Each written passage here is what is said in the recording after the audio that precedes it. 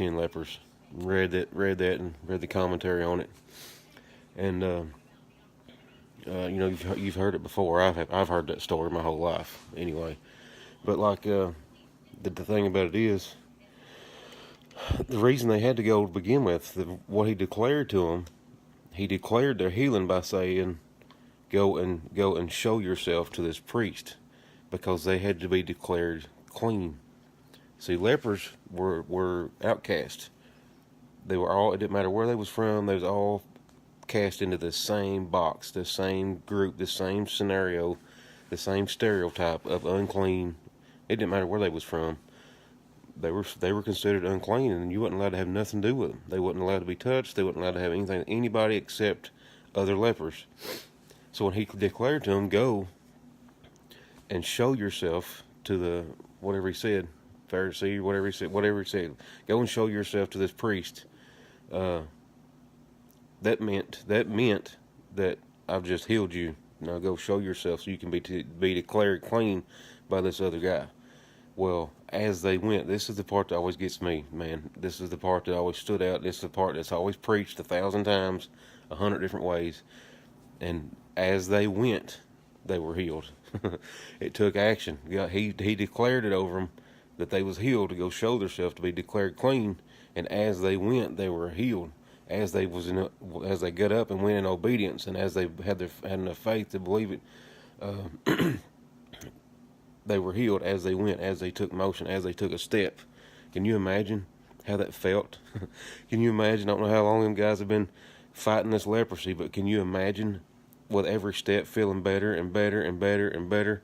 And what once had them just bound down, laying there in the dirt, scraping them wounds, all of a sudden with every single step, they get faster and faster and faster. And can you imagine the shout and the run them dudes had just all of a sudden immediately, because as they went, they was healed. The first step was probably a really hard step to take, man. It's like dragging herself. Well, by the third or fourth step, man, maybe they got a little bit faster and a little bit faster and a little bit faster. And shoot, by the 20th step, buddy, they was ready to run. Can you imagine the clothes coming off, those nasty clothing that they had to wear? And you imagine all the stuff that's been holding them back all these years as they were going to show the guy that they was clean?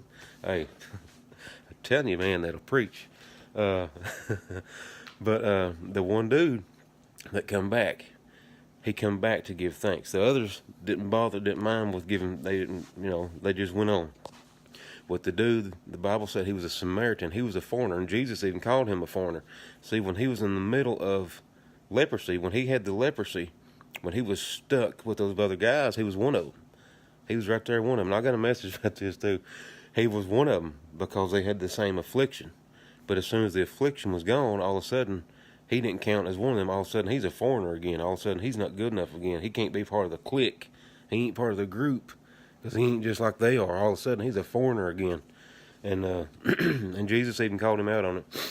But he said, your faith, because you came back and you didn't just go running off to do you had enough once you got your cleansing, once you found out for sure you was healed, you come back and gave thanks. And so Jesus declared him as whole and declared him as healed. The others went to get declared by the priest, but Jesus declared to this guy, and he was free to go. See, when Jesus declares that you're healed and made whole, you're free to go. You don't need it from nobody else. You don't need the confirmation from anybody else, because he's declared it over you. And I used this one time in a message I preached at a revival. I done a revival at a church, and it was a 2-day revival, so we made a 2-part message. The first night was about oh shoot, I forgot it now. But it's about not only healed. The first night was about healing. The second night was not only healed but restored, just like restoring an old car. They don't just slap it with Bondo. They don't just wet sand it and get the rust spots off, nothing like that. They go all the way to the frame, sandblast it, and bring it all back new. So, and put new components in it. Put a new dash in it. They'll put a new motor in it. They'll put a Corvette motor in what used to be a 4-cylinder, something like that.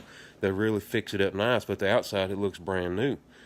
So a lot of times when they rebuild an old car or old motorcycle or old boat, anything, you bring it back, not only healed but restored. It's made better than it was in the beginning. See, so Jesus not only healed them, he completely restored them. When it said he made them whole, it's like that frame off restoration, man, from the inside all the way to the outside, better than brand new, better than original, better than it was before. So not only healed but restored, and so that's what I got out of that, Nick. I hope that's kind of what you was wanting there. But as they went, they got their healing. See, and the one come back. So when he come back to give thanks, not just to go get their cleansing, not just to go get declared, but he come back to Jesus, and Jesus made him whole.